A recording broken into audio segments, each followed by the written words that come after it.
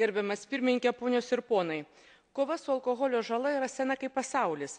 Kai kuriuose valstybėse taikytas sausas įstatymas, įvairūs draudimai teigiamų rezultatų nedavė. Tačiau Europos komisijos paskelbtas komunikatas ES strategija remti valstybės narės mažinant alkoholio daromą žalą yra labai svarbi iniciatyva. Komisija apibendrinasi valstybių narių patirtį, nustačiusi visoms valstybėms bendras problemas, pasiūlė alkoholio žalos mažinimo prioritetus. Tikėtina, kad išskirtų tokių svarbių prioritetų kaip jaunimo, vaikų ir negimusių vaikų apsaugojimas, kelio alkoholio vartojimui vairuojant užkirtimas ir kitų įgyvendinimas padarys mūsų visuomenę atsakingesnę, sveikesnę ir saikingesnę. Noriu akcentuoti alkoholio vartojimo didelę riziką jauniems žmonėms. Liūdna, bet alkoholio vartotojų amžius daugelyje šalių jaunėja. Todėl yra labai svarbi geroji patirtis.